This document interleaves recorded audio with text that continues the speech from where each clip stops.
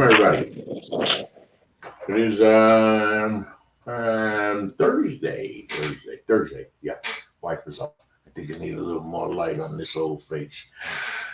Thursday, and this is United, Not Divided, where we meet on common ground. The NGSC Sports Political Show. I know. Political show on the Sports Network. Calm down. It's a whole lot worse things going on now than a political show on the Sports Network, right? Remember the website. It's ngscsports.com. Catch all of your current content. I want to quickly bring in the co-host, Coach, the lady of the house. Hi, Lori. Hey, Ralph. Hi, Glenn. How are you? Yeah, Lori. Coach, what's going on? Yeah, that's right. Your name is actually Glenn. I gotta remember that. You know, Lori's the only one that calls me Glenn outside of the family. Yeah, makes sense, right? Yeah. First things first, of course, everybody. Horrible plane crash. Washington, D.C., American Airlines. Plane that didn't hold many people. Right? There was only 60 people, I believe, on the plane. Collided with a military helicopter. Unless a miracle of miracles happens, there are no survivors. So our hearts, from NGSC Sports, Coach Lori, myself, our hearts go out to family, everybody affected by this. We haven't had a horrible tragedy like that in the air in, I believe it's 15, 16, 2009 or 4, something like that. 1982 was the last time that. I know. A national is 2009. Yeah, 1982 was when we had the one that hit in Washington.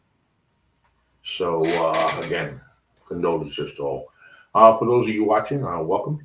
Again, you've always known us as Attack on the Politicos. Get that out your head. It is United, Not Divided, where we meet on common ground. So we got a special guest watcher. A special guest watcher. I want to make sure I don't say anything, Coach. Let me say I get this right here. Stacy Dowdy Babcock. Yo, what up, sis? I'm headed up there. I'm gonna go get some Maine lobster, crab, bullets, and other stuff that we can't talk about on the air. Oh, one more thing, Stacy. I speak for Lori. We love the hell out of you, brother. Okay, so seriously, a show.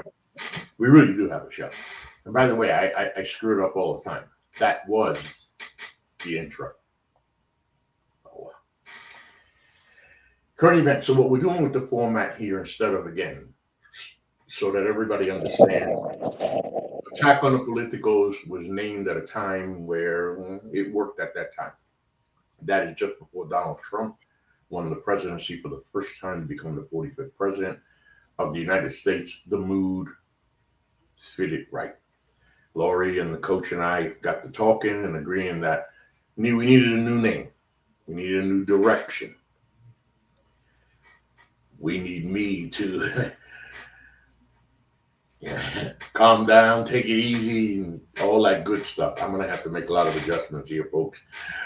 But we're going to have a segment, 15 minutes, 20 minutes, maybe less.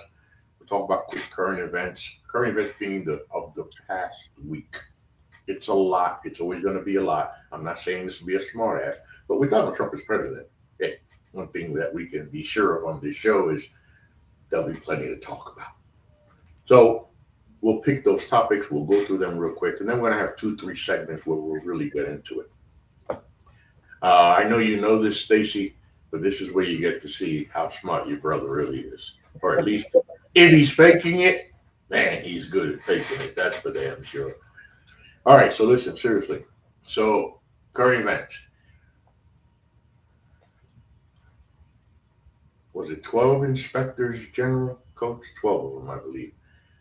Yeah, I'm thinking 12 or 15. I can't be certain. Somewhere along those lines. And the first thing I thought of, again, and whatever Donald Trump does should not come as a surprise to anyone, good or bad. And one thing that we're not here to do, we're not going to spend our time bashing and all left, all right. We're trying to meet on common ground, people. We're trying to talk common sense. How does it work with the government by the people, for the people? Politicians have always been crooked from what I heard, which means they'll probably always be crooked. But maybe we can get back to, as we've talked to on this show, to where they reach across the aisle and we can, again, meet on common ground. Firing of inspector generals, Coach. First time I hear that, first thing I think of when I hear that is, Jesus, who, what, why would you do that? Now, correct me if I'm wrong, Coach. Of course, remember, you always can correct me if I'm wrong.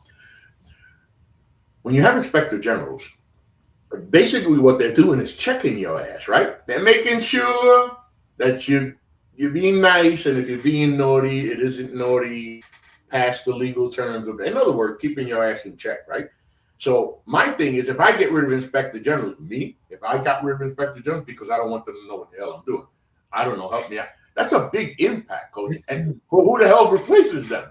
Duh. Well, that's the thing, right? So you have to go back to his first term and the barriers that he was confronted with when he was trying to do things, that he found that even though he had the heads of the department on his side, he had resistance along the way. And a lot of it turned into lawsuits and stuff like that over the policies that he was trying to implement. So this is all part of Project 2025's agenda when it comes to the minimization of government oversight and regulations, right? So when you have the inspector generals, their job is to make sure that everything legally is being done with regards to the regulations, regards to policy and procedures, all these things, that they're basically the watchdog of a particular department or a few departments. Trump is firing these people, and the whole legality of it really comes down to, right, they're supposed to be given 30-day notice, and he's firing them right now. That's semantics, right? Because ultimately they're going to be fired. Even if he gave them a 30-day notice, they're out the door, right? So that's a guarantee they're being fired. However, they're going to be replaced, okay? They're not going to go without the inspector general position. At least I don't think they will. I think that they want some inspector general to say it's okay for those of them below within a department that feel like what they're doing is negligent or something that's illegal. They're going to have the okay by the inspector general to say you can move forward with this policy. It's okay. And I think that's ultimately what they want. They want to put an okay person behind that position. That's going to basically allow these departments to go as deep as they can. You know, part of that, again, has to do with the whole new structure of getting rid of certain civil servant employees and replacing them with loyalists and things like that. But it's all part of the agenda that we've seen come out of Project 2025. Right. And Lori, here's my thing. So, and I'm going to play on this new version of this show, I'm going to play devil's advocate a lot. One, because the coach is always going to give us the smart part that we need, right? To understand and help us understand, right? Lori will feed off of that. I want to make sure I play a little devil's advocate, because meeting on common ground means trying to see things from both sides, right? What's the middle from there? So while Coach gives us the good and Lori feeds off the good, I'm going to make sure to throw some bad and ugly in there. I'll do that right now like this. Hey, Lori, so Coach explains what an inspector general does. Again, basically holds an administration and everybody accountable for what's going on. And that's pretty big. That's very important in America, right? So when you get rid of them, first thing is, who do you replace them with, right? Well, in this administration, just trying to use common sense, Trump has made it clear that he wants people loyal to him, Lori, loyal to him. So then it makes me start thinking, we talked about this and we're going to delve into this too. Wow, what's the plan, Lori? What's the plan? The plan is no oversight whatsoever. The plan is to get away with whatever he can and to take regulations down and break us. And that's how I see it. I mean, I think what we're going to face going forward is we're going to face stuff like food safety issues that are not going to be addressed.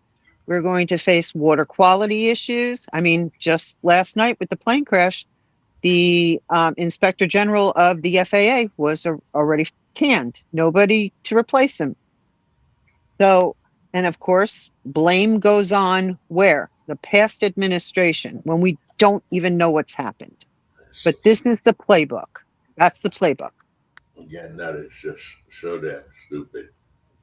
It kills me about this blame game. I told you guys I didn't want to go too much into that because it's like two appointing a helicopter in the air. Yeah. From reports, but it's the fact that there isn't anybody there at this point. People can turn around and say, "Well, that's Trump's fault." Yeah. He's deflecting. It's a deflection. And people are going to play the blame game. We know that, right? But here, Coach, here's where I'm trying to meet on common ground. Trying to meet on common ground here. Let's talk some sense, common sense. It was a plane, Coach. From what I've heard, it was a plane. It was a helicopter. Looks like the plane was on course for its landing. It appears it's the helicopter that misstepped somewhere. In other words, what I'm getting at is, Coach, we don't know. We don't know what happened up there yet. We're still waiting for that information, but it's already through the judge's fault. It's already DEI's fault. It's already Joe Biden's fault. And by the way, if Joe Biden had just taken office, what do you think the right would be saying right now? They'd be blaming it on Joe Biden. Yeah, there's no question that the campaign against everyone is going to continue to go on when it comes to Donald Trump and this administration. That they're going to blame everybody but themselves. However, I think that the actions that he's taken in the first week of office, regardless of some of the FAA administrators that have been let go and stuff, I don't think that that's related to the crash specifically. The aircraft controllers are the ones that regulate the air, and they're the ones that are on the ground, so to speak, and know what, or should know what aircraft is in their airspace. The problem comes to understaffing when it comes to the complaint. The real complaint is that there aren't enough air traffic controllers to manage the air safely, and we've been very fortunate that we've had a very good safety record. Yet there's instances like this right now that tell us that we can do better. And I don't think that that's something that you can blame on the fact that they got rid of the Department, of Transportation's, leader. I mean, it's just like that doesn't really relate to the fact that the guy at the control had some kind of intervention possibilities and didn't take them. There's something there on the ground. I think that with regards to rolling back regulations, especially in the aircraft industry and in the FAA, we're going to see more of these problems arising, and probably a lot more than we're used to in a year span over a 10-year span. I think that the intent of trimming back the government the way that they want to is a laceration against the country that can't be stitched up. And these inspector generals that have been let go, they were our oversight, correct? That's correct. Non-political, correct? That's correct.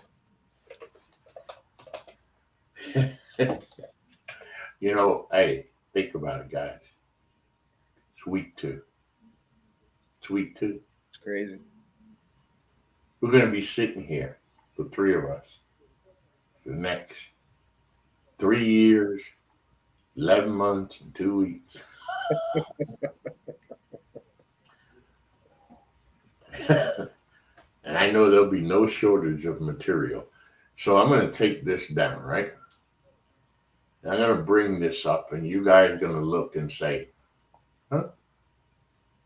Right, Lori? Lori's going to say, huh? Ralph, you put something up there we didn't talk about. Oh, don't worry. You'll get it. Look, again, common sense. I'm going to say that a lot, right? Common sense, meeting on common ground. For any of you in America that say that, racism isn't prevalent in America, God bless you. I'm so glad that A, it doesn't affect you. B, you don't understand it. Or C, sorry guys, I gotta get a flashback from my past. You just stupid to just accept it or see it. We can't help you either way, okay? Because racism is bad, okay? The guy at the bottom of the screen, he's white for the most part. For the most part. Now, those around him at home, not so white. The white guy is very well aware of racism.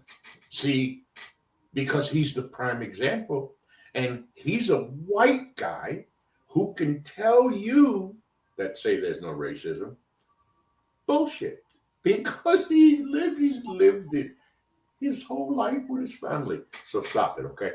But this is what I'm getting at. DIA Workforce Memo. That is the Defense Intelligence Agency out of Washington, D.C., put out a memo 2 days ago, January 28th.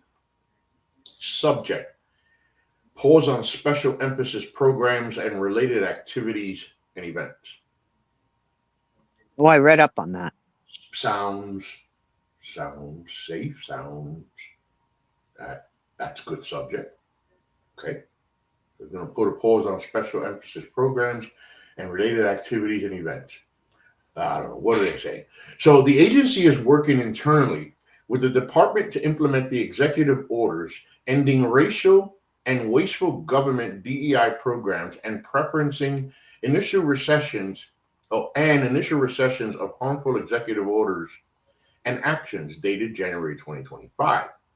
We're receiving questions across the workforce on the way forward with special emphasis programs, special observances, agency resource groups, affinity groups, and employee networking groups.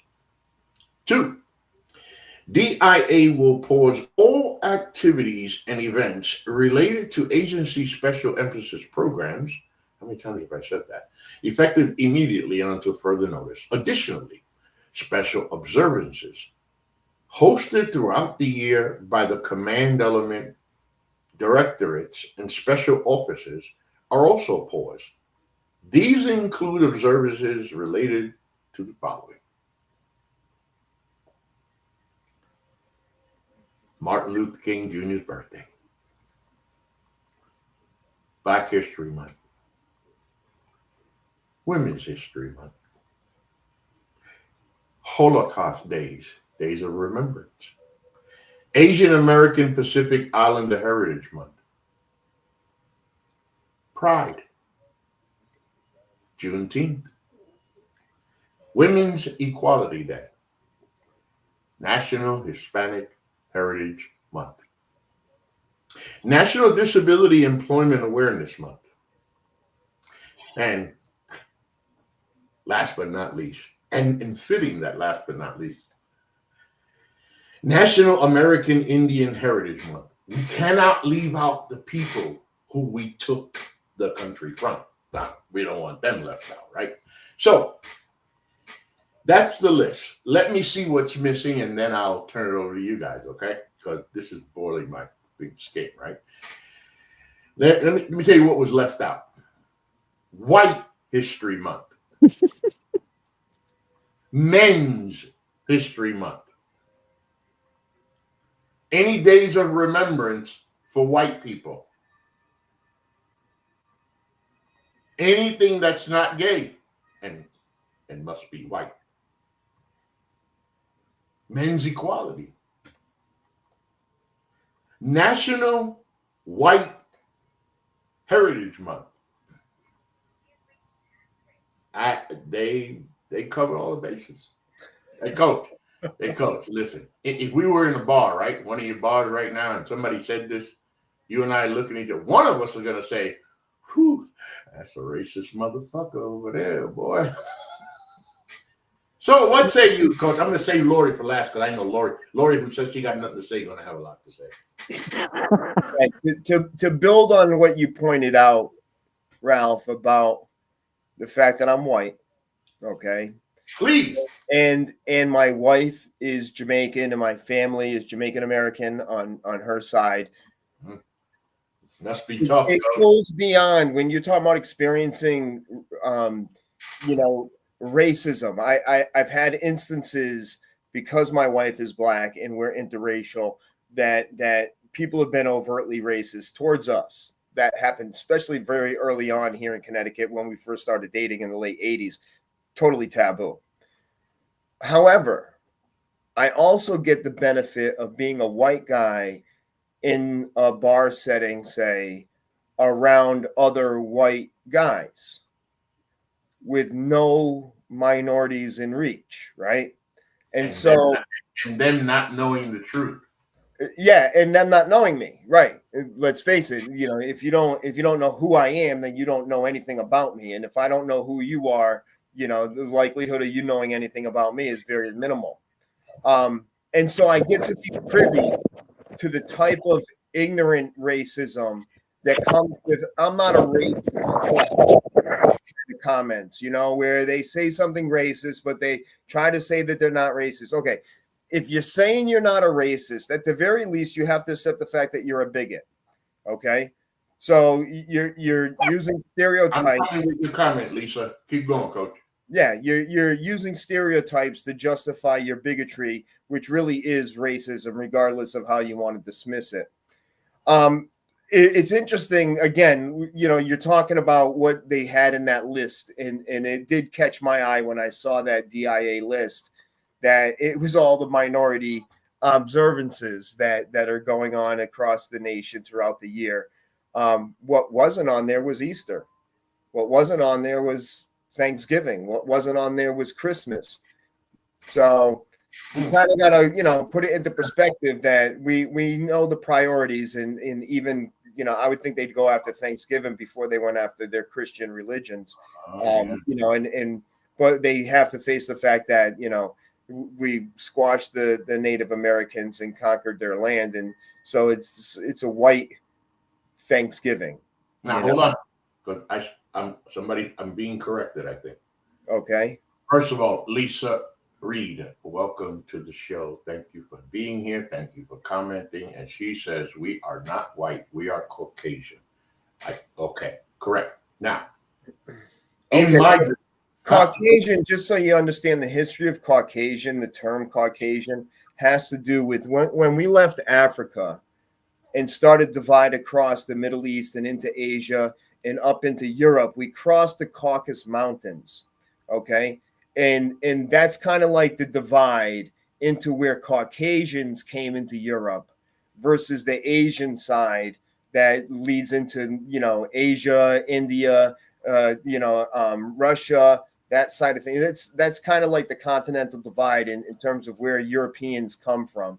We crossed the Caucasus Mountains. So the term Caucasian, but it doesn't change the fact that really what we're talking about is white Americans, right? Let's say it that way, right? White Americans, they're Caucasians, but so are English people. They're Caucasians as well. So we're really talking about white Americans here. Well, Lori, before I go to you, this is my thing, Lisa Reed, just so you understand who I am. First of all, I'm from the streets of New York. I'm a Puerto Rican. If I tell you anything else, you might leave. And I want you to leave because I told you about me. But I'll tell you this much. Where I come from, Caucasians are cool. White people ain't. Okay, there's a distinction I've never heard before.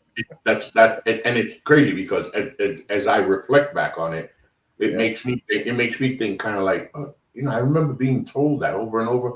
Kind of makes you think, right? Caucasian people for us are the people that meet on common ground, those who can talk with common sense, those who see the left side and the right side, but don't get absorbed by them. Gosh. White folks, white people, don't get me started. Lori, Ralph, are there any Caucasians in Tennessee? I know a few. Yeah. Oh, you know a few? Okay. Let me not laugh. There are plenty. I know plenty. I've known, I've been acquainted. Yes. Okay. Not as many as a lot of white people though. Oh, there's a lot of white people. There's white people. No, we don't call it white people down here. See, white people when I was raised in New York. Okay. I've been in the South. I've been in the South for 37 years. It's white. It's white folk. White folk. White not folk. Cracker. No cracker. No, and no S and no S on folk. White folk. There you go. Whew. Lori, you white folk? I am white folk. No, you're not. You're Caucasian. I'm Caucasian. Yeah. Okay. I'm also only second generation to this country.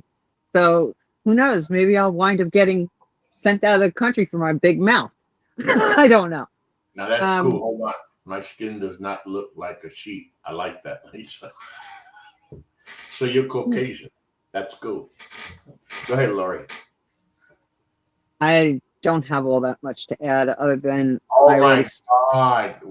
No, because you guys Lori, actually settle up. That little memo. No, listen, Lori. They said that memo was not meant as anything racist. Oh, it absolutely is racist. Now you're baiting me. but yeah, I mean, come on.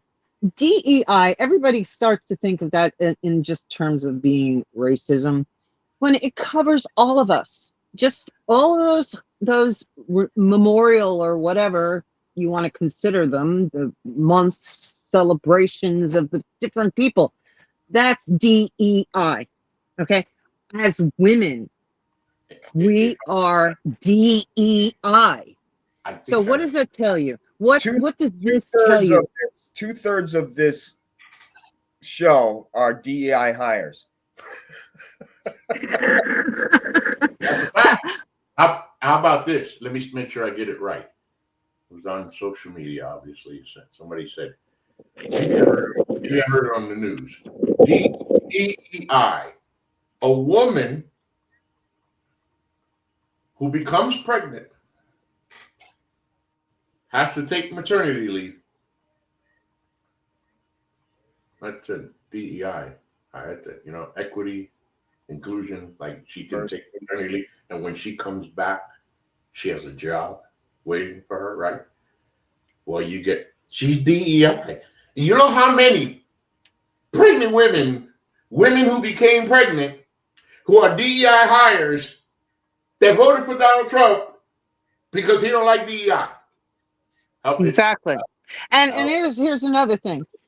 I read an article which had Hegseth making comments about this, about all the holidays. He said, basically, we're not playing around. We're not playing around. This is how it's going to be.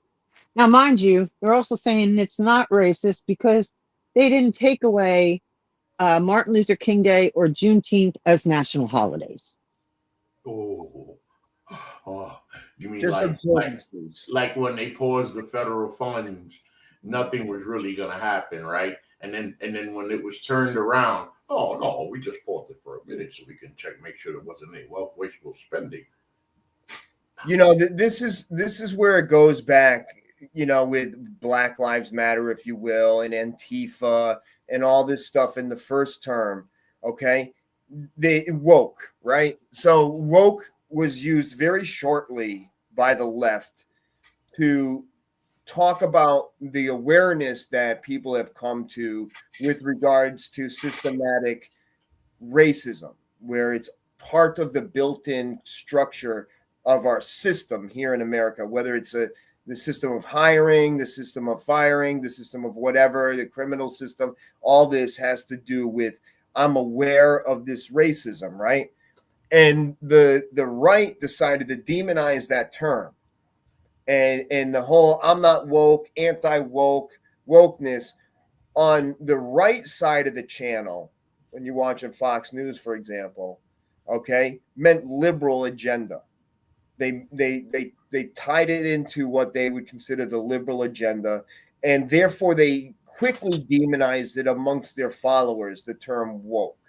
Okay, it's fitting because they're not woke anyways. We get that. They're in denial of the system that exists here in America, and it's issues of affirmative action now has become the target. We saw how the Supreme Court worked against affirmative action with the Title 19 or Title 9 in sports and stuff like that. It all has to do with this whole change of no special consideration for a minority group, whether it be women, people of color, all of these people that had this protection. DEI protectionism had to do with everybody except for the white guy, the Caucasian guy, male. No, the white guy. Everybody else and is the Caucasian guy. Actually, it's the white and the Caucasian guy because they look the same. Yeah, right. You know, if we want to use those terms, right? Yeah, they look the same. But ultimately, that's what DEI agenda had to do with. It had to do with protectionism of basically protecting you from people like Donald Trump and the people he's put in place from squashing on your rights as a human here in the United States. So for them to attack that, they've turned it into an affirmative action, something that is negative, civil rights, gay rights, all these things that basically, rile up their base to make DEI seem like a terrible thing, even though a portion of that base comes under DEI higher, whether you're a disability person, okay? You could be Republican and still have a limp, okay? You could be a woman, obviously been proven, and be a Republican. You could be a Black person and be a Republican. So all of these DEI protections also harm what they call their voters, but they're at the point in history where they don't give a rat's ass Doesn't matter. that got him in there. They're not pandering anymore to the base. They're not pandering to anybody. That's over. He's in there now. They don't need to do anything. Yeah. Lisa, well, it's all now. I didn't get that. I didn't get that. The problem is the comments don't come up as right after. When I used to comment on the page, it would take you a while before you saw it. No. They pop up. I'm in control. No, I'm in control of the comments. I can bring them up as soon as they pop up. I'm slow. Okay, so here's what I was going to say to close that segment out. For those of you that support this, a memo like that, all this DEI stuff. Oh, okay. Yeah. She said it's all of us now. Yeah. So that's true. So very true. So for you to support this stuff, I'm not going to call you racist, okay? I'm not going to go as far. Again, the old format on the show, I call you more than just a racist, okay? I'm not going to call you racist. I'm going to say that you have the R in racist, maybe the R and A and the C. Why? Why would I say something like that? Very simple. Ready? Coach, Laurie, could you imagine within the first, and this would be like, holy shit, much bigger.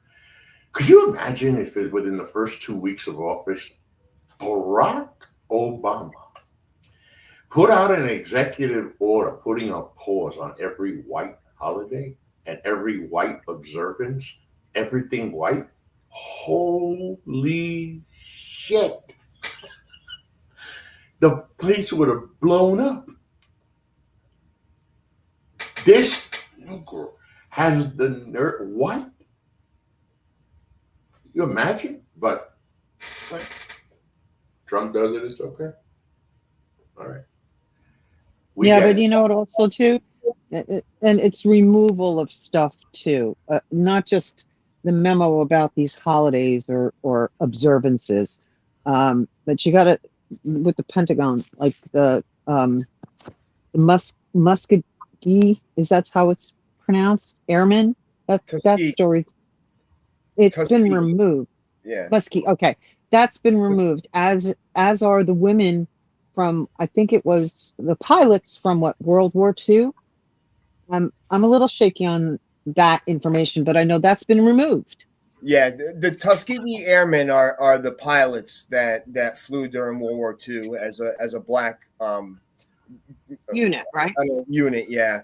And then also there was a most recently, I think, made popular by Netflix, a group of black women that handled the mail and championed that cause to make sure the mail met.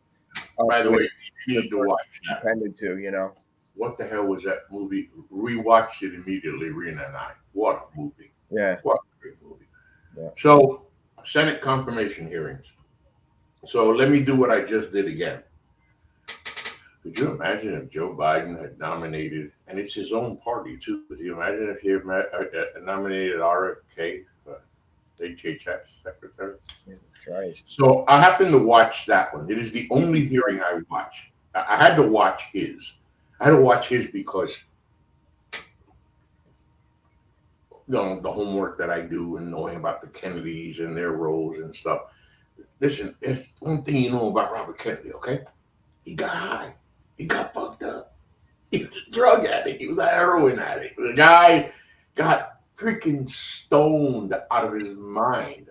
He took people with him. People died. I'm not trying to pin him. I'm a recovering drug addict, alcoholic. I'm nobody to talk. What I'm saying is, one of the best lines I heard, I'm going to paraphrase it because I can't quote it. One of the best lines I heard him say was something along the lines like, no, I get what I don't know. That's why I'm going to go in there. I'm going to work with the people that I know. And we can get this done. You can't tell nobody what the hell Medicaid, Medicare is, past the names. And I'm sitting there listening to him. And I was close. I had my eyes closed. Like, holy shit. The fact that somebody is actually sitting in a chair in a Senate confirmation hearing, and what I'm hearing coming out of this guy's mouth. Tulsi Gabbard, of course, she is the nominee for, what is it? What the fuck is she? What is she up for? Tulsi Gabbard, Security. Director of National Intelligence. National Intelligence. I heard it didn't go too well for her.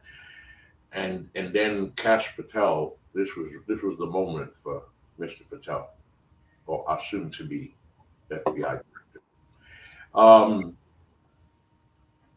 He was asked to face the Capitol Police. Turn around. Face him. Look at him. Couldn't do it. Look, I've never been a man of pride, Coach. I'm not big on pride. I'm big on honor. But I ain't gonna lie to you. I'm gonna turn around and look him in the face. Of course, I wouldn't have done what they did, and we don't. No, you couldn't look him in the face. I hope they all get confirmed, though, Coach. I want every one of them to get confirmed. Okay. Everyone, I do. I wanted Matt Gaetz to get confirmed. Jesus. So you're looking at it like, the barn's on fire, and it's a small fire, but you're not a fireman, and so you're just gonna watch it burn until somebody figures out how to put the fire out. I get it, No, I think basically what Robert Kennedy was saying, he'll be there as the fire captain who doesn't know anything about fires, but he'll have, like lieutenants and the other firefighters that'll do the work. Yeah. He won't know what to tell them or how to direct them, but right. Who actually all their last jobs were they worked on gutters, so they know how to climb a ladder, right? I mean, let's face it, what they're doing is the dismantling of a certain amount of expertise in these fields, especially when you come to the health field and the intelligence field, that you get rid of people that have been doing the job for a certain number of years, that basically have a expertise that is not given to somebody through training. It's something that gets, acquired through experience. And you're going to take those people out of their positions. You're going to lay them off. You're going to fire them. You're going to offer them retirement deals. You're going to offer them severance packages. You're going to do whatever it takes to get rid of these people so you can hire some DEI, if I were saying DEI in the terms of some sympathetic Trumpian, okay? These are now the ones with special treatment, the ones that are loyalists, into these positions that have no qualifications whatsoever, that are often running in a position where everything is going to come from the top. This is no longer a situation where people are going to manage the situation from the bottom up. Everything is going to be managed from the top down. And these people are just going to follow orders. And that's what it's going to come down to. Don't think for a second that this hasn't been worked on and established and implemented in many ways throughout this Project 2025 organizational groups, right? Project 2025 is not just one group. There's about 100 different conservative groups that have shared their opinions to develop the plan to basically annihilate the government. If you read what they want to do, they want to take the government completely away. They want to put all the power in the hands of the presidency and live by a dictatorship. That's ultimately what their plan reads out to be.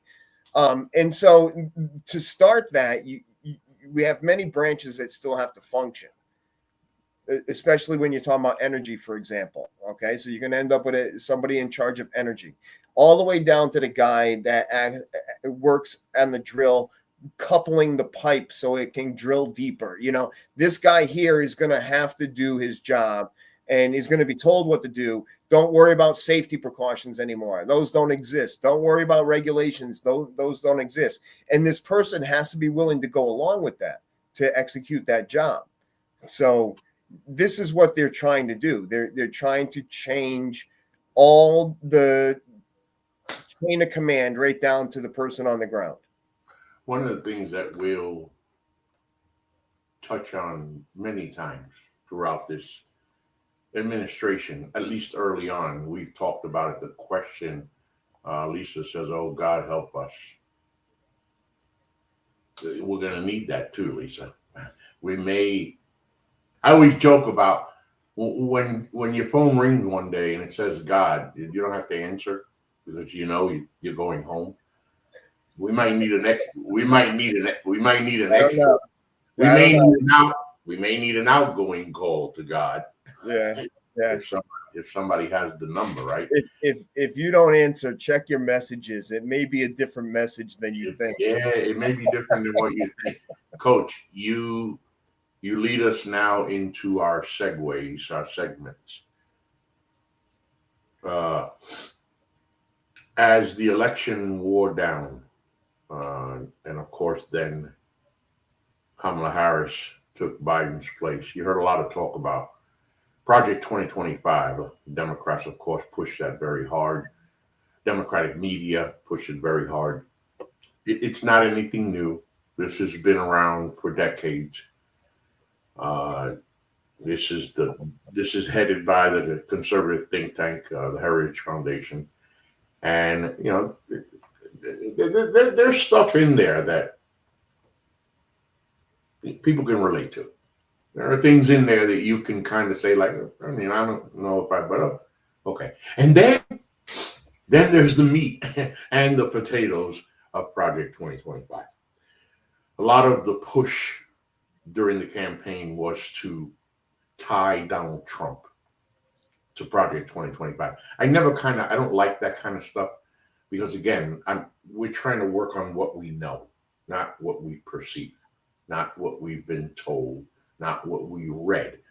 The three of us here believe wholeheartedly. If I can't prove it, I don't give a shit what I read. I don't care what I see. If I can't prove it, we're not going to come on here and start talking about it like we know about it. So we don't know. Donald Trump made it clear, of course, that what was his words? He had no clue, but he ain't know nothing about 2025, right? Hey, Lori, who does he got for the pick at OMB? His last name is Vought, Vought, and this is not his first run. Trump did have him in his previous administration. Right. And Coach, he's what? What do we know about that guy? That he's white. Co-author. He's one of the co-authors of Project 2025. That was good, Coach. He's definitely. Yeah, I figured. No, you're right, and he's not Caucasian. That was good, Coach. Right. Not. He's white. But that's exactly right. And here's the scenario, like leading up to the election. First of all, the mainstream media was so far behind the topic of Project 2025 that it was like a late stage attack. It happened in the last 6 months of the campaign cycle. Whereas we were talking about Project 2025 probably about at least 8 months before it became a topic. Like I would tell my wife about Project 2025 after we had a show or discussions and stuff, and she hadn't heard anything. Right.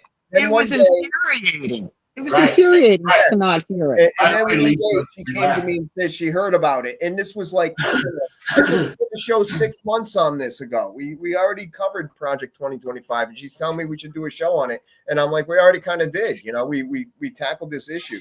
But it became relevant too late, I think, in the cycle. And the reason why we could tie Trump to the lies about he doesn't know anything about Project 2025 is because a good majority of his administrators that he put into place in his first 4 years are part of Project 2025 or any group affiliated with Project 2025. So there's many groups that are sponsors of the Project 2025. The Heritage Foundation is the main culprit. But there's many organizations that are supporting this Project 2025, and all of them have submitted executive orders in writing. Donald Trump has yet to author any one of his executive orders. Every single executive order has been authored by some level of Project 2025 sponsorship, whether it's the Heritage Foundation themselves or any one of their other affiliates. So he hasn't authored any of this. So to say that, again, we're not living by 2025 agenda, yes, we clearly are. We're going to cover that. And we're going to cover it. Lisa made me laugh. Maybe his MAGA will work in the fields. I say not. I'm surprised they haven't got spray painted orange like him yet. Well, you did see them wearing maxi pads on their ears. Yeah, that was good. So we do know that they're willing to go that far. So one of the things, for example, going back to this, and you see the subject here, Project 2025/Trump administration, we're going to talk about some, how you want to call them, parallels, similarity. Lisa said, sorry, I just had to get that off my chest. Lisa, get it off. Girl, we're loving you. You got comments. You can cut up here. We're not regulated by the FCC. We might get kicked off by the administration, but we're still here so far. Or Zuckerberg. Or Zuckerberg himself. Or Zuckerberg. So here. So he didn't know anything about it or whatever. That's like me telling you this, Coach. Okay, Coach, in my past, right? So I was hanging out in this little corner, right? Me and about 3 or 4 brothers, right? And we had these little packet things. People would walk by and they would get one of those packet things from us and give us a piece of paper. I know you're not trying to say that we were dealing drugs, Coach. I know you're not. No, you were selling bullshit. That's what we were doing. But somebody wants to say, oh, what? Because we weren't. No, we weren't dealing. You mean just because you saw the packet in exchange of money, you thought that was drug dealing? No. Right. Okay. So what are the parallels? Let's talk about some of the parallels. Immigration and border security. Before I go into this and read this is not me. I'll tell you where it's from in a second. I like to give credit where it's due. Nobody wants illegals, okay? Whoever wants illegals, you need to take your ass with them. We don't want illegals here. Damn sure don't want criminal illegals either. Donald Trump and his administration, we're going to say this a lot, we said it last week, they're successful in getting millions, because I heard there's millions, of criminal illegals. I don't care if you're an illegal who's a librarian. You didn't come in the right way. So you got to go. I don't have a problem with that. None whatsoever. But people, just like a shootout, innocent people will be caught. Coach?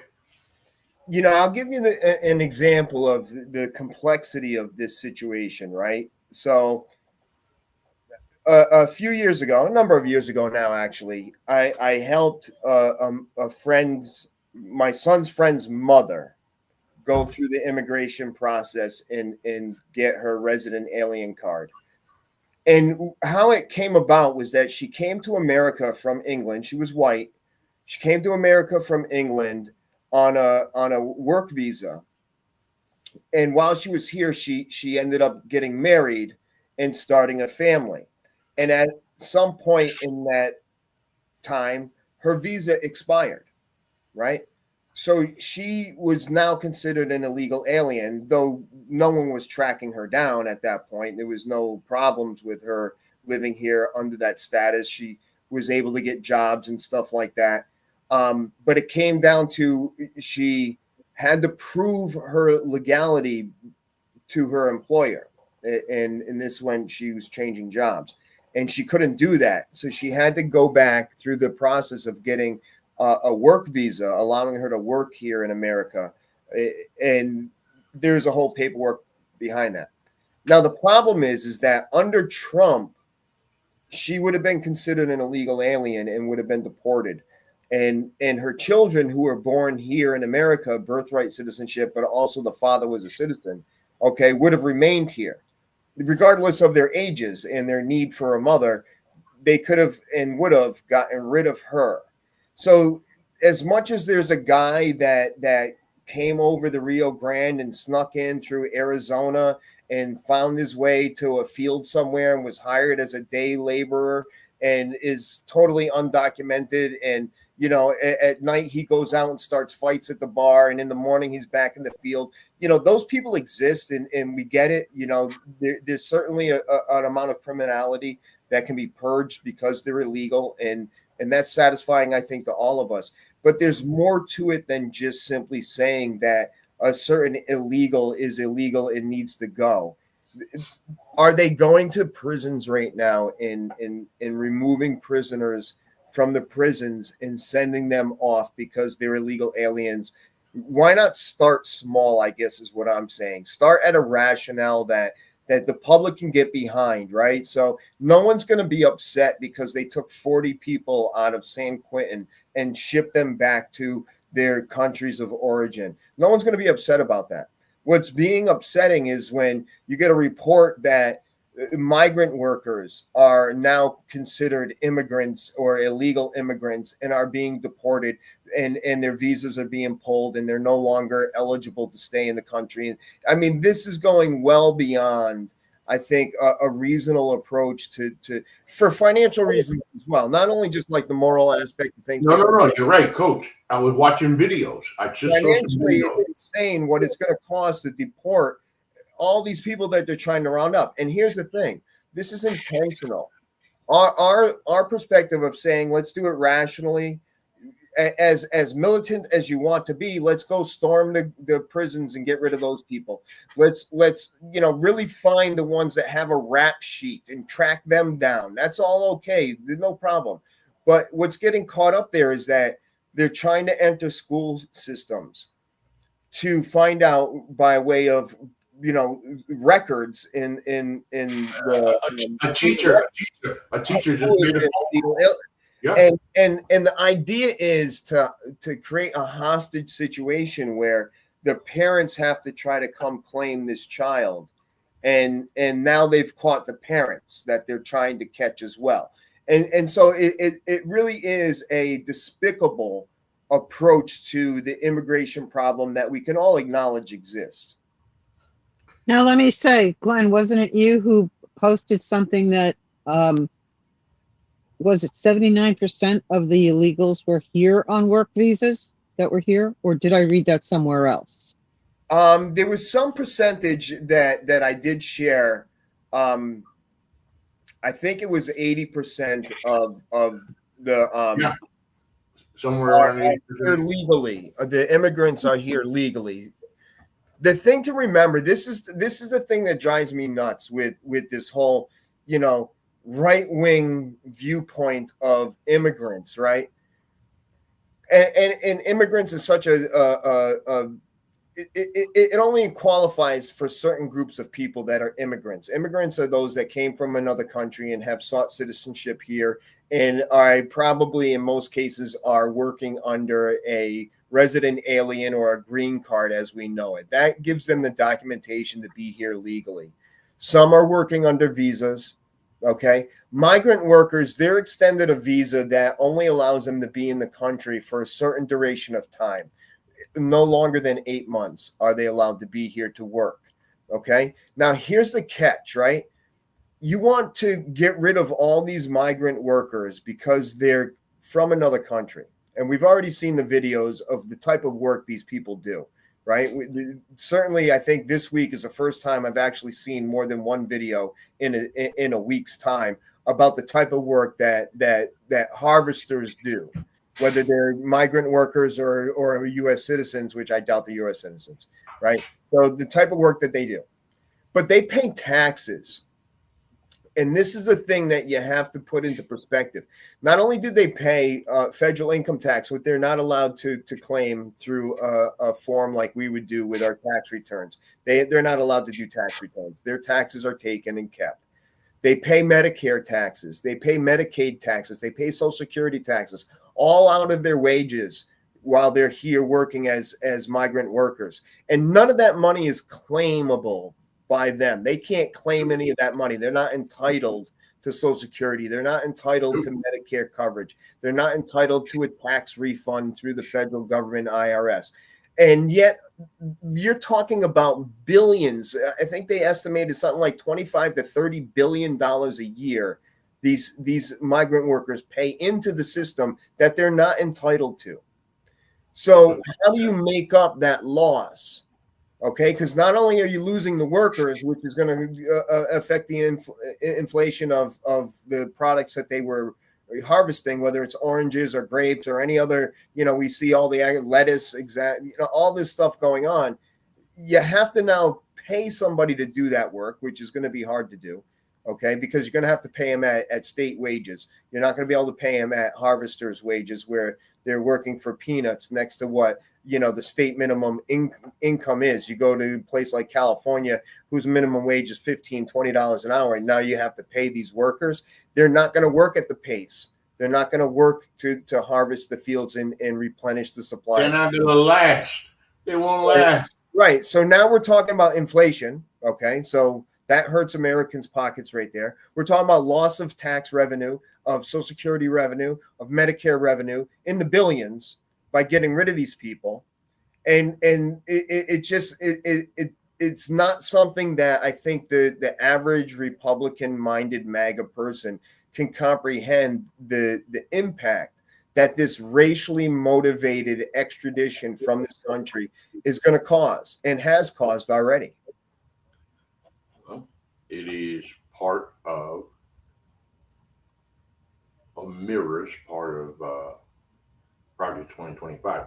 Coach just gave you, the version of what's going on right now. Trump's early actions, this is from Time Magazine itself. Let me get to the top and give proper credit where it's due. This is from Nick Popley. Time Magazine talks about similarities between Project 2025 and the current administration. And he does start with immigration and border security. And he writes, Trump's early actions on immigration and the border demonstrate Project 2025's vision for a more aggressive, militarized approach to immigration enforcement. For example, the blueprint advocates for the use of active duty military personnel and National Guardsmen to assist in border security efforts, including arrest operations. Trump took similar steps almost immediately, signing the executive order on the first day. That's one of those things, though, right? That you can't get around that and say that's not a good thing, right? Because what are we talking about? We're talking about providing the border, okay, with more border agents, right, in order to stop the illegal crossings into the United States, right? We're not talking about beefing up the ports of entry where we're going to hire more people so we can expedite these people through the system faster, and we're going to get them into the court system so that their hearings can be held. And we're not talking about expediting the situation of legal immigration. We're talking about security of the border. That's fine. Okay. We offered them that in the bill that was a bipartisan bill that they shot down after Donald Trump came out against it. We were already all set to provide more resources at the border, including more border patrol agents and stuff like that. What it is, though, is bravado. I sent the military. You see? It's a lot different than saying I hired a lot of border patrol agents. I sent the military. That is that bravado that his followers need. That's what he wants to show, and that's what this is about. Right. That's what this is about. What was that, Lori? And the one thing, like with the plane that went to Colombia that was supposedly turned around, it was a military plane. And I don't remember the exact numbers. There's 80 people on the plane. No. I'm talking about the cost. Oh, it was $285,000 to send them there and back, right? Which, if they had used a regular plane, not a military plane, the military plane was $850,000 a trip, something like that. Well, there's a difference between the C-17 and the C-130. Right. So the C-17 would have cost $250,000, and the C-130 would have cost almost $1 million. And if they sent them on the flights that have already been arranged by Biden's administration and had already been going on a regular basis, deporting people to Colombia, it would have cost about $25,000. Yeah. Okay? This is the problem with this propaganda bullshit. We were already in a relationship with Colombia to send people back to Colombia that were being deported from America. This has already been an established practice. In a humane way. Right. We weren't surprising them with unexpected flights. They knew what was happening. They knew what was coming in. We weren't showing up in Colombia with people tied to seats, handcuffed with their hands behind their back and ankle shackles and shackled together like fucking slaves on a fucking ship and dropping them off on the tarmac.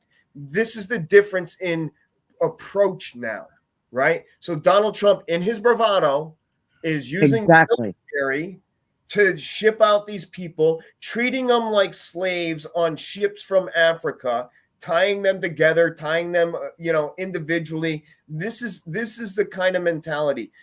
The thing that you have to put into perspective, okay, we've heard it and we've said it ourselves many times over the last 10 years about the parallels between Trump's visions of America and Nazi Germany and Hitler.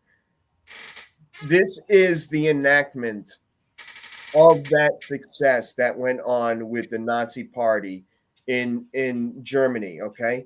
The first things that they did when they took control over the government was send out the brown shirts across Germany to basically disrupt and intimidate and scare the public into thinking that you could be next.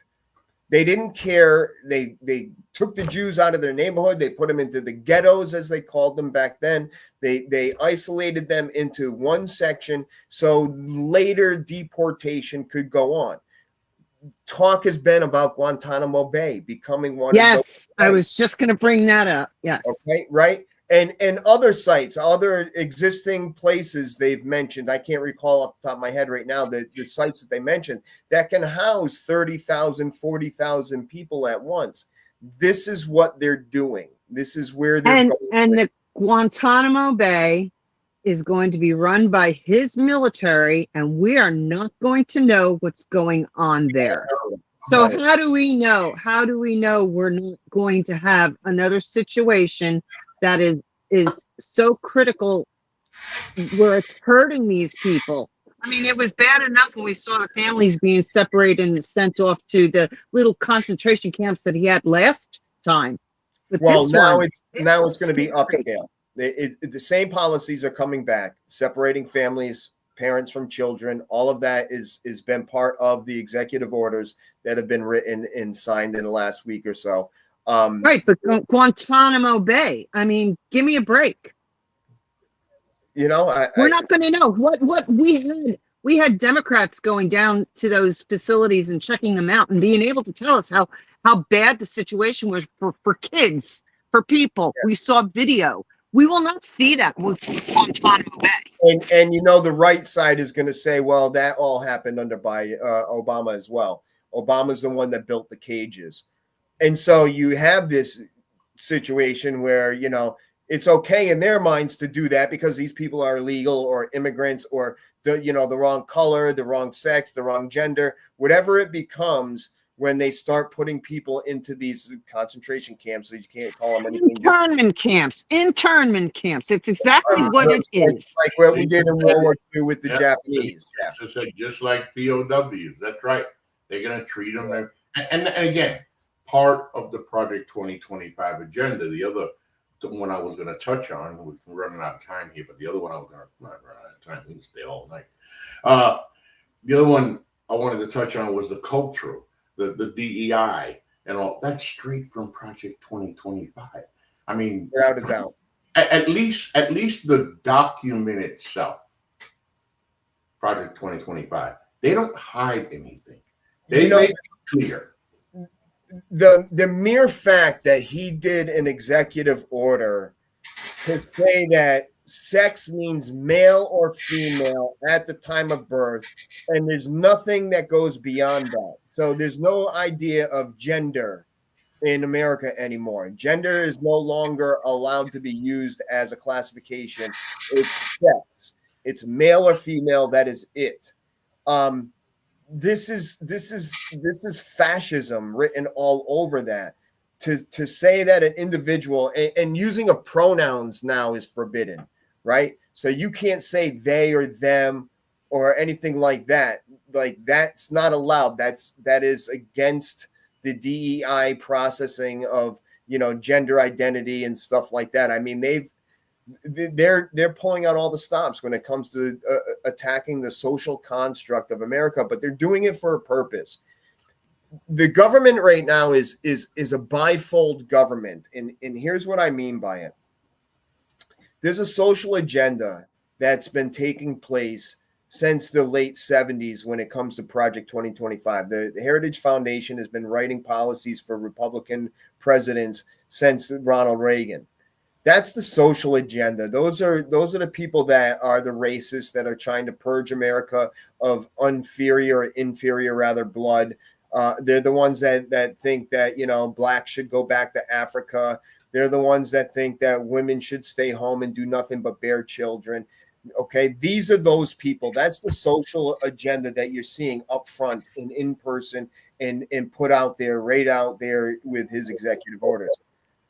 And then there's the other side, the side that doesn't give a rat's ass about social agenda, okay? They're in it for the financial aspect of this government. They're in it for the gain that they can get by the takeaway, by the grift that they're about to pull on America. So what's going on right now is to keep the masses entertained.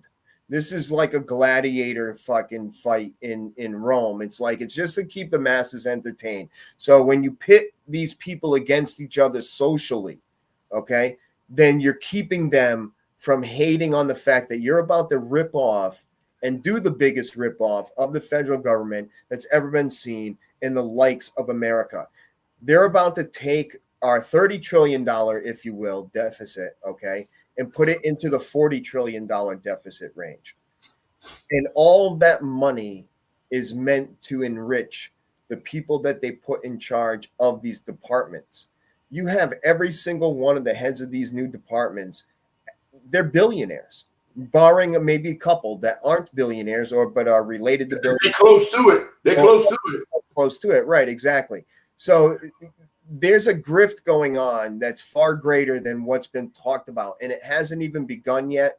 But they want to keep this whole pulse of America going on these social discords and disruptions so that they can start doing things on an agenda basis that's going to benefit the billionaires. The tax cuts is one of them that they've already discussed. Okay. Can I say something? Absolutely. Hi, Laurie. They're doing certain things to see how much we're going to push back. And that's where they shut off all the spending for the various programs and the grants.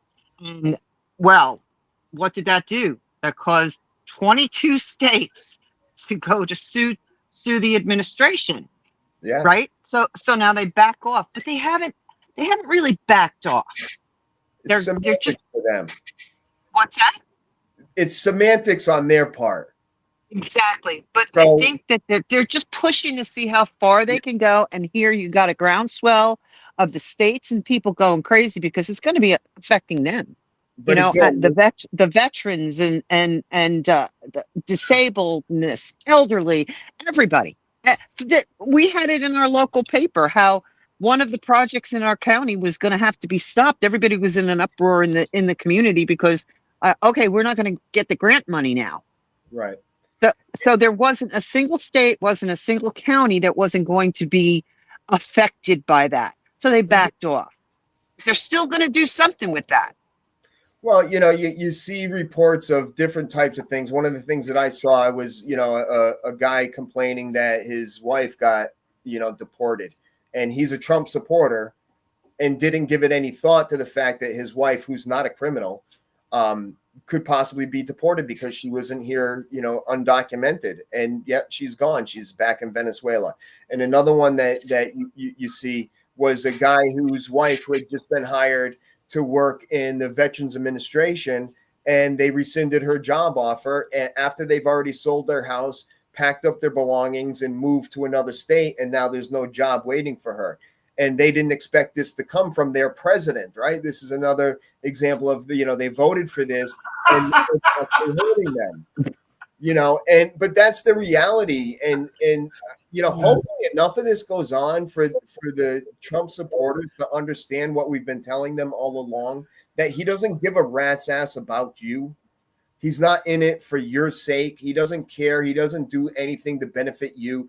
The things that he does are fluff to feed the masses of people that have these biases and racial tendencies and stuff like that. That's anger towards what's going on over politically. It's all about the social aspects of things, though. The wokeness, the DEI, the affirmative action, the LGBTQs, all of this social stuff that, they're grooming your kids. And, this is what they've been pumped full of, to the point where somebody's sitting at the school is wondering what's being taught to my kid. I got to go in there and ban a book or burn it, or, this is, and ultimately the administration doesn't really give a rat's ass what fucking books are taught in school, what books your kids read. They don't give a shit. Half of them are fucking pedophiles to start with. So they're hoping that they can find them online so they can fucking do something to your kid. Let's face it, 90% of the people that I've seen incarcerated or accused or arrested for these types are radical right-wing crazies that are out there in child porn. Now, that might not be a fair assessment of the true statistics, but it's simply part of the point that the administration doesn't give a rat's ass about the social constructs of America. They're in it for something far deeper and far bigger. And it's they also don't care about the country in general. They don't care about our environment. They do not care what. Why do you think? Right, Lisa hit it again, and they also will never admit that they got played. Never. They just will never Coach, you got hey, that's why I'm letting them go, Lisa. Coach has got the show tonight. I'm enjoying it too. But that's why listen to what you guys have been saying and what we were talking about a couple of days ago. What's the plan? All this shit, like Coach is saying, it's a bunch of smoke screens, people. This is all bullshit. There's a plan. We were talking the other day. Coach, you mentioned a little while ago, earlier, these executive orders are being written up by others. It's been that way. Presidents just don't sit there and write, but they're too busy, okay? You get people to do that for you. What's the plan? We started talking, Lori, about there's got to be bigger brains behind all of this. And we don't know. We can assume, but what's the plan? Because there's a plan. There's a plan. When you're doing this, and it's like the stock market, guys. They're trying to corner the stock market just for them. Just for them. There's a plan. It's amazing to watch. Look, it's only the first 2 weeks, okay? It's only the first 2 weeks. I'm not saying any good's going to come out of it. I'm just saying it's just the first 2 weeks. He signed an executive order now. No, was it him? No, that's for my final thought. That's where we are. It's our nice, wonderful show. Lori, please tell me your final thoughts. My final thoughts is I have just been listening and going crazy in my mind. I honestly don't know where to begin with this administration. I really don't. We're supposed to be uniting, right? Just don't see it happening. That's what I don't see happening. That's my final thoughts tonight. Coach. I'm gonna just make a comment back to Lori about the united aspect. Lori, we are united. We're just not connected right now with the people that we are united with. But there's many people that feel the same way that you feel. There's many people that feel the same way I feel. Many people that feel the same way Ralph feels, and we have a nostalgia towards the old days of politics, when each side cared about your vote and each side tried to do something that was policy driven that would help the voter that got them in to their position. That used to be the way politics was. We know that that's not the way politics has become. One of the other things that I would say about the whole idea of where this administration is actually going, my final thoughts is look at Alaska, right? One of the executive orders that they wrote out about is about energy. And the big thing about energy is the oil and gas production, right? So they're looking to drill, baby, drill, which is fine, and they've expanded now territories that were otherwise protected territories by the federal government. They've expanded now and got rid of all the protections, and so they can go drill there and stuff like that. But one of the things that they made a comment about was its resources beyond the oil and gas. It had to do with minerals. It had to do with gold. It had to do with the same kind of things that are available in Greenland. Okay. So when you're looking at this conquest of where does America really want to go? Listen, it's fucking week one, right? There's no telling that in year one that we're not actually invading Greenland and taking control of it the way that Russia invaded Ukraine.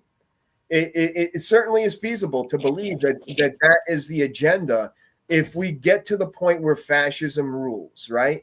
If we can get to a point where the checks and balances that are built into the government between the legislation, the judicial, and the executive branch, maybe by winning back some of the power in Congress through the midterm elections, then maybe we can kind of like stay off some of the ultimate destruction that they can do. But take them very seriously when they talk about these conquests of different territories, because there's a financial gain there for anybody that gets in there first. It's kind of like back in the day when the gold rush happened. The ones that got to the rivers first, that got to the gold first, got rich. Worked slaves for the rest of their lives trying to find a grain of gold so they can eat. And that's what you're looking at when you're talking about these untapped natural resources across the globe that they want to get into and they want to get their hands on. You're talking about trillions of dollars, trillions and trillions of dollars in green land. Lisa has a couple of final thoughts. Trump's last presidency cost the taxpayers $141 million and says, and that was all on golf trips. Yep. He's already gone golfing. Okay, he's already golfing. Yep. So my final thoughts. I am from New York City. I was born and raised in New York. Wound up in the state of Tennessee. Blue state to a red state. Never thought of it. Even in this political environment that we've been since Donald Trump came down that escalator, and before that, I never thought of it. I moved to Tennessee, and this was my home. But it is Tennessee, and it is a red state. And there are white folk here. Not Caucasians. There are white folk here. Andy Ogles is one of those white folk. Representative Andy Ogles wants to introduce a bill so that Donald Trump can serve a third term as president. I'm going to go old school from the old show for final thoughts.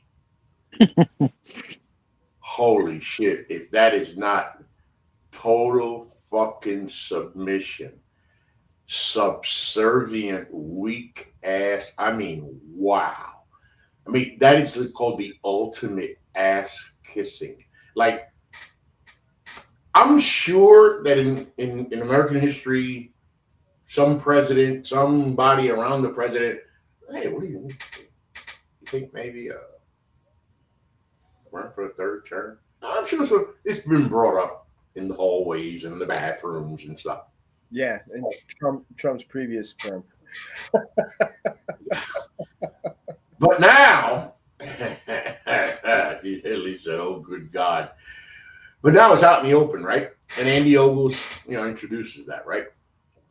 Only in America run by Donald Trump can that happen, and MAGA. And then, in the case of the state of Tennessee, they one up themselves. There's another bill here in Tennessee, that would make it illegal to vote against Trump's immigration policies. So I guess we're going to go down the line and eventually we're going to have a bill. I just thought about it, guys. We might not be on the air much longer. I mean, think about it. Think about it. This is the most, and listen, guys, people, I'm sorry, okay? I'm having a flashback. This is a 79 now. 79-year-old fucking crybaby whose feelings I said fui, I did it on purpose, whose feelings get hurt when you don't like him or you say something bad about him. Now he's mad at the world. And I mean literally, because he's threatening other countries. He's mad at the whole fucking world. So I guess we'll have a law that says, and I better get it out now because I'll probably get arrested too for this. These motherfuckers are out of their fucking minds. What are you doing? It's like, you literally are going to bow down to this man and literally kiss his ass, and come up with a law that we all have to speak. Where do they do that? Russia?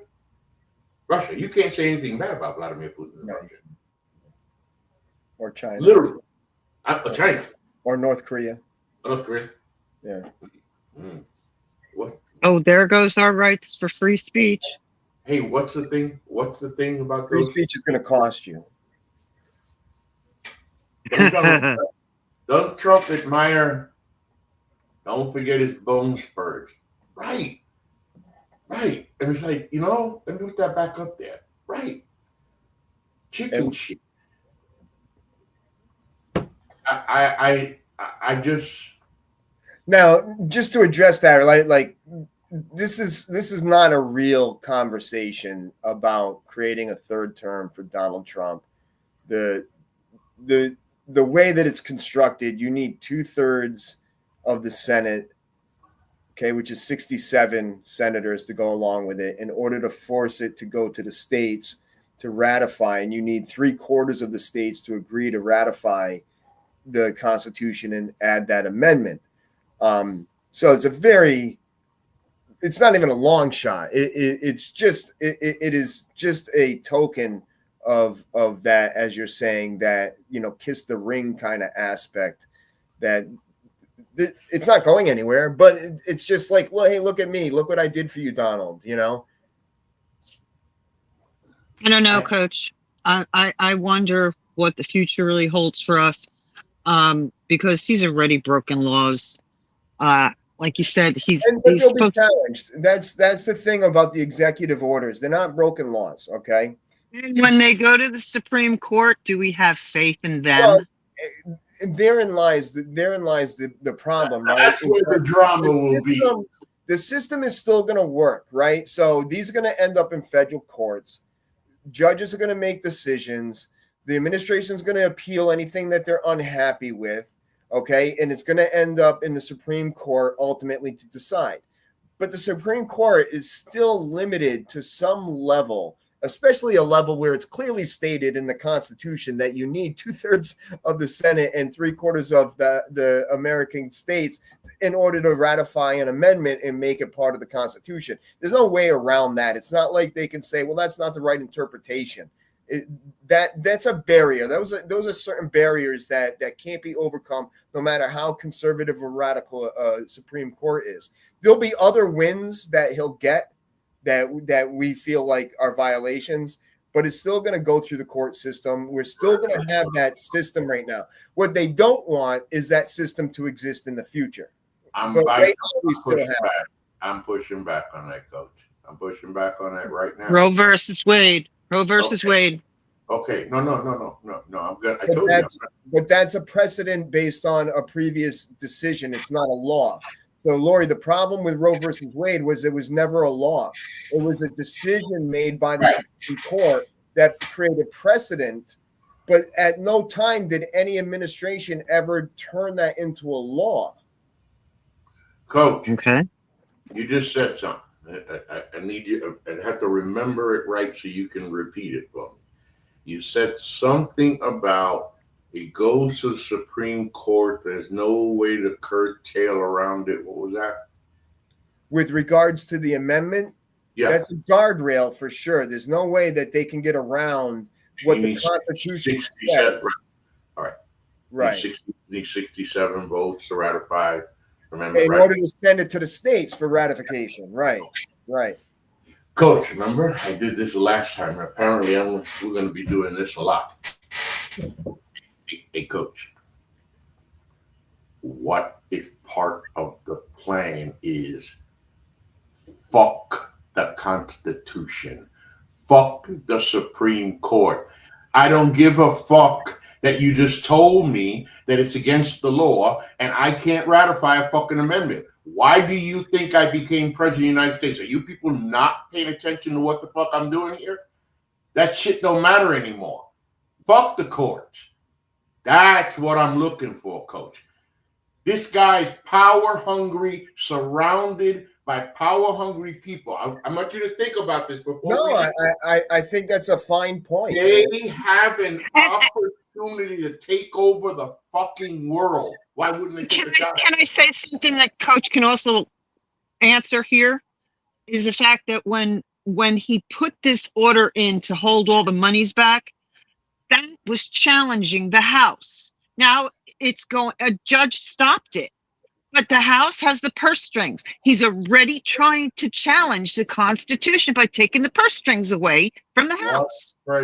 Yes and no, right? So what he did was he froze, okay, the current government spending that's been approved by Congress. That's the violation of the law. He doesn't have the right to interfere with what Congress has already distributed, right?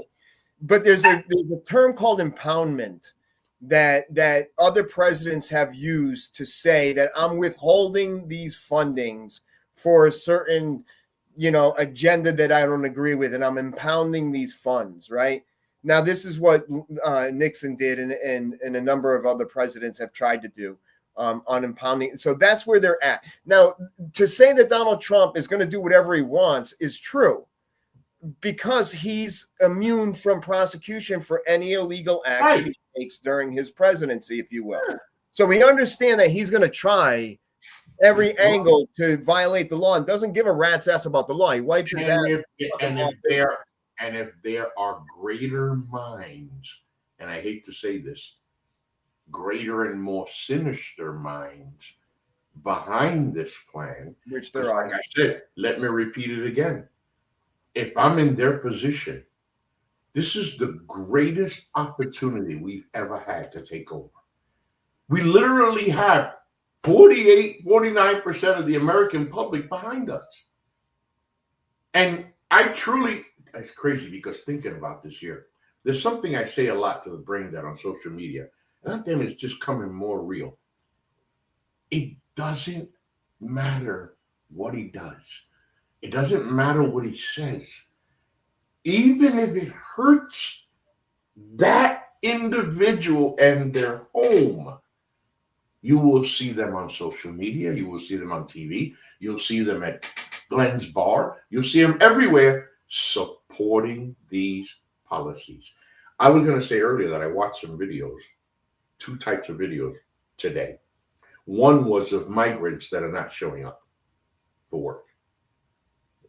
They thought that. They're not even taking a chance. So already that's going to hurt us, right? But then you got people out there, as you said, Coach, I saw some of them, and they're going to make a point to show them. People are having buyer's remorse. I'm not talking about buyer's remorse because Biden wrote a fucking policy or executive order you didn't like. Buyer's remorse because, like the coach said earlier, a man's wife is now in Venezuela. I got to ask this guy, how fucking stupid were you? You literally heard this man. He told you what he was going to do. And you thought that what? Because you were MAGA, your wife was protected? Because I'm sure that. Oh, he thought the price of eggs were going to go down. Probably did too. I went to check on them today. It's $13 for a double pack of 18 eggs. Holy shit.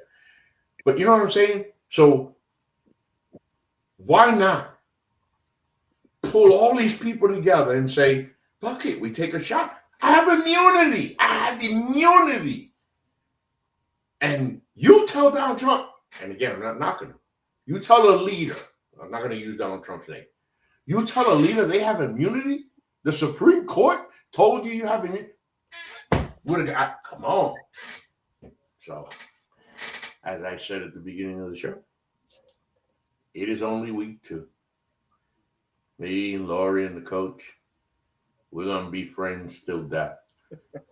So we're definitely, unless one of us decides to check out, and I hope that doesn't happen, we're definitely going to be here for another 3 years, 11 months, and 2 weeks. We can't wait. Well, I hope it's not the 3 of us checking out. There's somebody else I hope is checking out. Laurie didn't have to change her ways. We want Laurie to stay just the way she is. But thank you for joining us this evening, folks. This is no, it's not. United, not divided. Where we meet on common ground, the NGSC Sports Political Show. I'm not going to say the word weekly anymore on any of my shows because sometimes I just don't want to do the damn show myself. This one, though, it's kind of hard not to do. And really, I should say the NGSC Sports, because how the hell are we not going to be here every week? We're going to have something to talk about every week. Yeah, now. Every week. Every fucking week. We didn't even cover everything. We didn't even cover everything the day we were supposed to. We could go 4 hours on this show easily. almost into 2 hours right now. And listen, anyway, first let me end the show. Thank you for joining us this evening. Please remember the website. It is ngscsports.com, where you catch all of your current content. I'll be back Sunday. Yes, the baseball show is back. It is still called In the Batter's Box. Myself, John Doucette, and Louis Tenor. I'm going to say it because it's my network. I run it. I'm the head motherfucker here, so I'm going to say it. In the Batter's Box used to have a co-host named Alejandro Vargas. Alejandro, up yours. This is a guy who I thought was a friend. A week before the election, he posted, he wasn't just MAGA, he was dark MAGA. When Donald Trump won the presidency, I'll admit, I was fucking emotionally distraught. I'm pissed off. And I couldn't do the show on that next Sunday. Tuesday he won, whatever Wednesday, and I couldn't do the show on Sunday. So I said, I told the guys I'm not going to do the show. He came with some smart ass shit. And then you come in private, Alejandro, and you talk more shit, showing me who you really are, who you've been all along. So I'm going to tell you and be straight with you. I hope that your son grows up to be the biggest maggot in the world. When you have a daughter, I hope she marries a maggot. Because you deserve that. You're from the Dominican Republic. You think Donald Trump gives a fuck about you? If I took a moment to bash the guy publicly, I was planning it. Thank you for joining us. Have a good evening. Good night. Good night, everybody. I'm so glad we